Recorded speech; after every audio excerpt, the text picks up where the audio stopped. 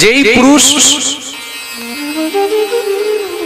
স্ত্রীর দায়িত্ব পালন করতে পারবে না, যেই পুরুষ স্ত্রীর ভরণ পোষণ করতে পারবে না, যে সমর্থবান নয়, শাস্ত্রে তাকে বিবাহের জন্য নিষেধ বলা হয়েছে, তাকে বিবাহ করা উচিত নয়।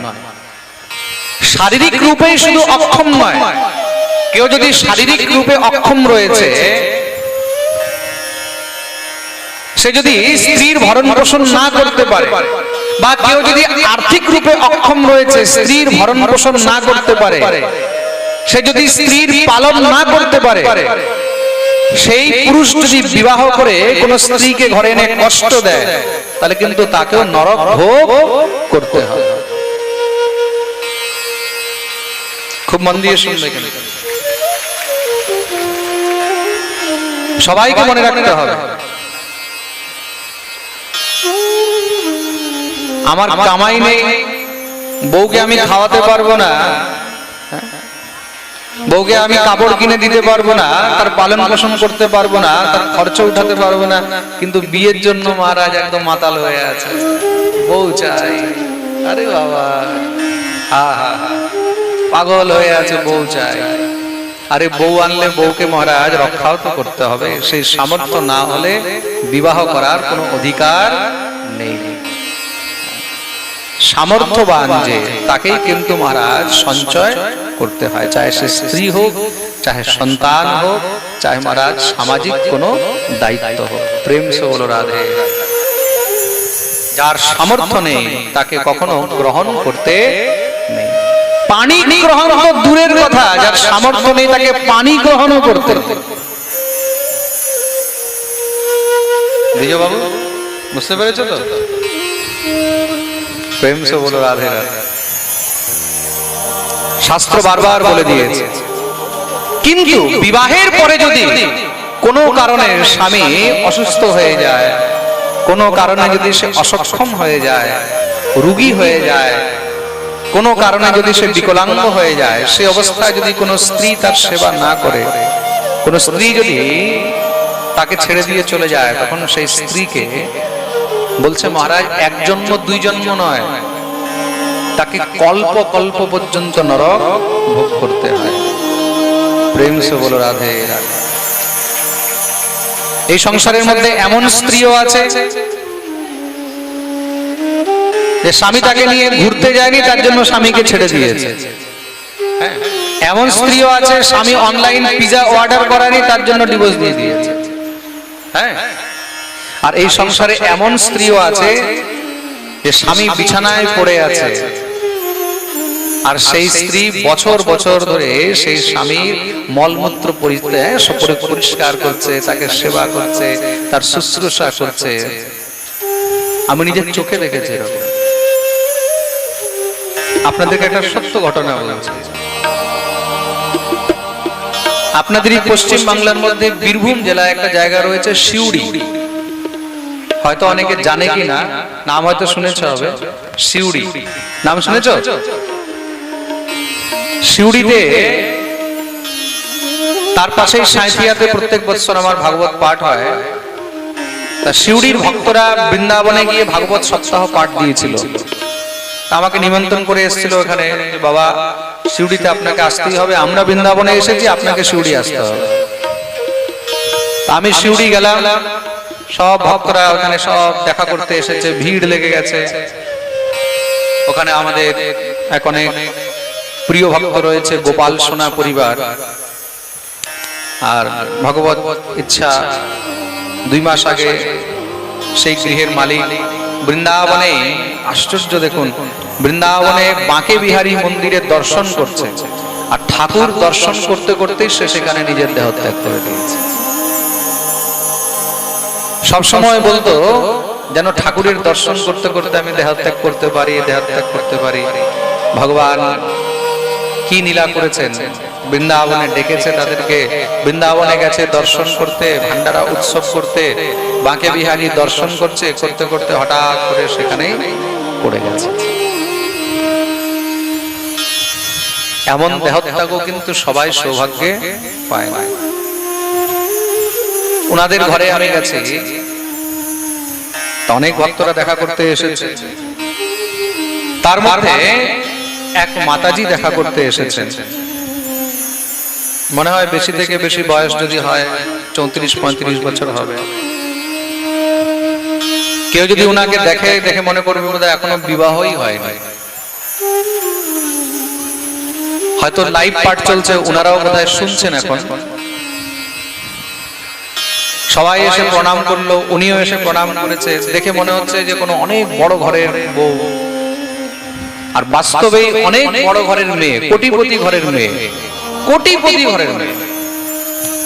আর যেই ঘরে বিয়ে হয়েছে সেখানেও খুব ভালো পরিবারে বিয়ে হয়েছে। আমাকে এসে যখন প্রণাম করেছে, প্রণাম করে বলল, বাবা আপনাকে দেখার অনেক ইচ্ছা ছিল, সামনে থেকে একবার আপনাকে দেখার খুব ইচ্ছা ছিল। বৃন্দাবন তো আমি যেতে পারিনি পাঠে, আজকে আপনাকে দেখে মনে হয় মন একদম ভরে গেল। দিনরাত শুধু আপনার পাঠ শুনতে থাকি, আমার স্বামীও সবসময় আপনার পাঠ শুনতে থাকে।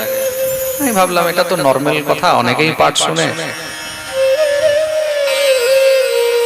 আমাকে তখন ওখানে আমাদের গোপাল সোনা ঘরের যে মাতাজি ছিলেন, উনি বললেন, মহারাজজি ইনার বিষয়ে আপনাকে একটু কথা বলছি। আমি বললাম কি?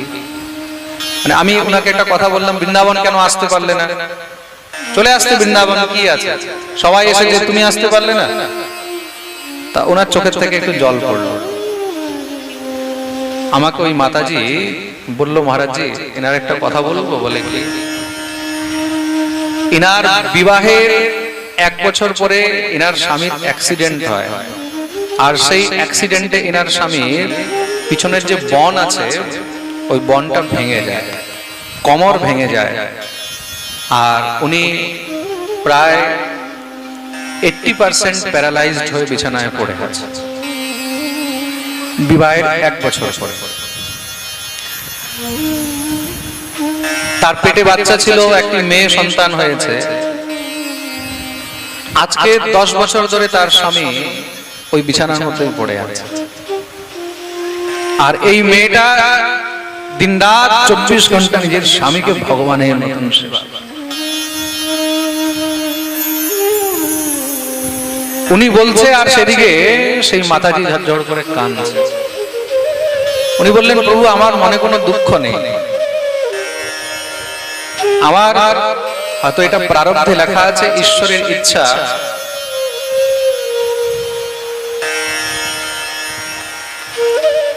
বিশ্বাস করবেন না, আমি থাকতে পারিনি, আমি উনাকে উল্টো প্রণাম।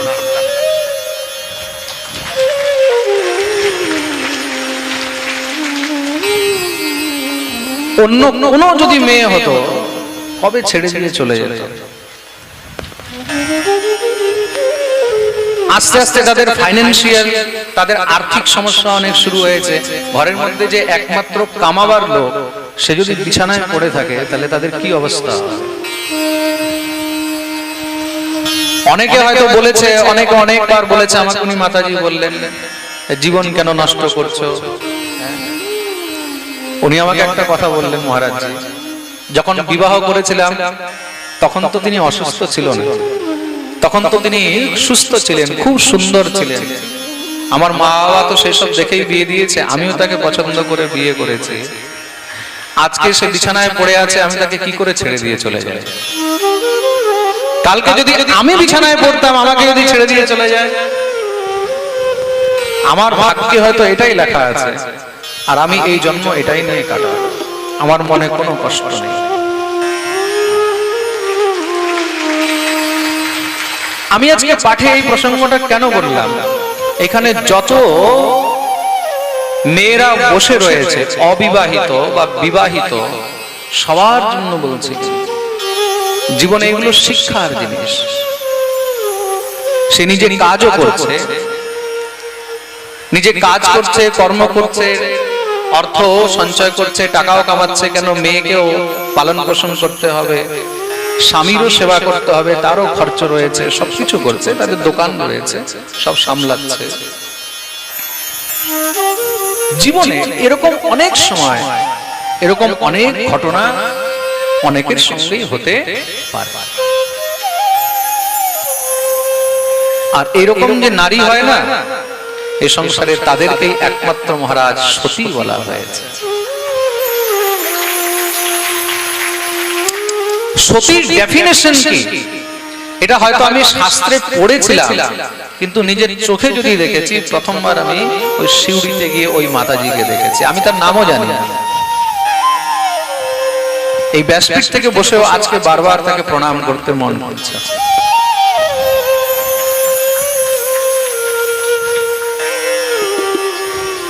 সেই মেয়েদের কথা ভেবে দেখুন, স্বামী একটু কথা বললেই মহারাজ সহ্য হচ্ছে না, দৌড়ে বাপের বাড়ি চলে যাচ্ছে। শাশুড়ি একটু কথা বললে সহ্য হচ্ছে না, বাপের বাড়ি চলে যাচ্ছে। আর একটা সেই মেয়েকে দেখুন যে এত বড় কষ্টের মধ্যেও নিজের স্বামীর সেবা চালিয়ে রেখেছে। দুঃশীল দুর্ভাগ্য বৃদ্ধ জড়ো রোগ আধনো পিবা পতি স্ত্রী বিঘ্ন হাতব্য লোকে সুভিরপাতকে। স্বামী যেরকমই হোক না কেন, যেই পরিস্থিতিতেই হোক না কেন, স্ত্রীকে কখনো তার ত্যাগ করা উচিত নয়। স্ত্রীর একমাত্র ঈশ্বর, একমাত্র ইষ্ট হলো স্বামী। আমাকে একবার এক মেয়ে এসে জিজ্ঞাসা করছে, খুব শিক্ষিত মেয়ে,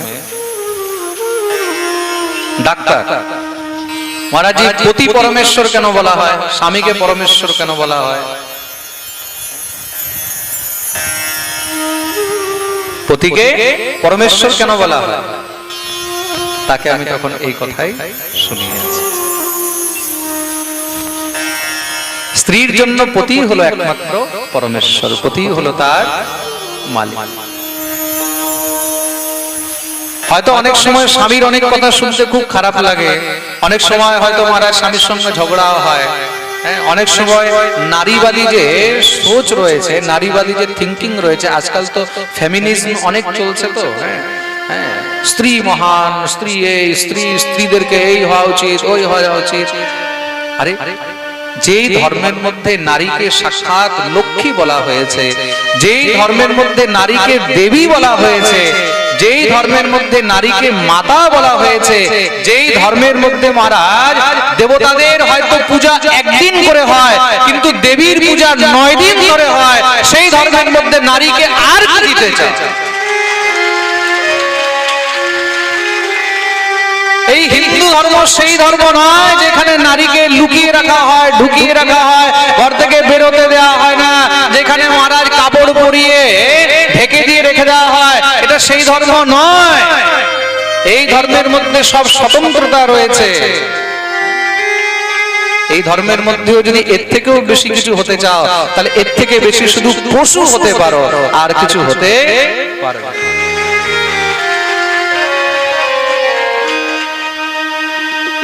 যদি কেউ চায় যে আমরা পশুর মতন স্বতন্ত্র হই, কেউ কিছু বলবে না, যা ইচ্ছা চা পড়বো, যা ইচ্ছা চা খাবো, যেখানে ইচ্ছা সেখানে যাব, কেউ যেন আমাদেরকে কিছু না বলে, তাহলে মনে করবে তুমি এখন মানুষ নও, তুমি এখন পশুর রাস্তায় চলে গেছো। ভাগবত পশুর রাস্তা থেকে মানুষের রাস্তায় নিয়ে আসে, এটাই হলো ভাগবতের প্রভাব। প্রেম সে বলো রাধে।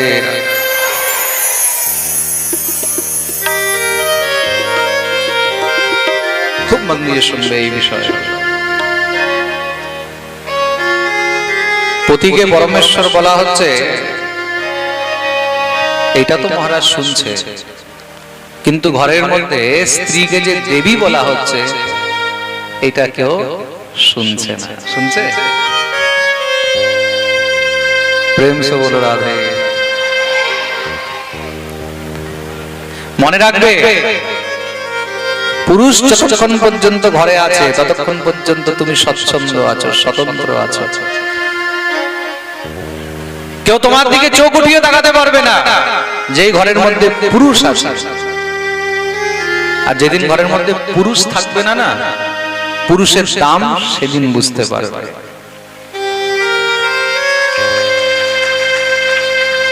ঘরের মধ্যে একটা পুরুষ থাকলে যে সেই ঘরে কতটা সামর্থ্য থাকে, ঘরের মধ্যে যে কতটা দম থাকে, ঘরের মধ্যে যে নারীর কত বড় সাহস থাকে। তুমি যা ইচ্ছা তা সাজতে পারছো, যা ইচ্ছা তা মারা খেতে পারছো, যেখানে ইচ্ছা তাকে নিয়ে ঘুরতে পারছো। তো তোমার দিকে চোখ দিয়েও তাকাতে পারবে না। কেন? সে জানে এদের ঘরে মালিক আছে। আর সেই ঘরের মধ্যে যদি পুরুষ না থাকে না, যারা কাল পর্যন্ত তোমার মুখের দিকে তাকাতো না, তারা তখন গায়ে হাত দিতে চলে আসে। তার জন্য পুরুষের মর্ম কিন্তু নারীকে বুঝতে হবে।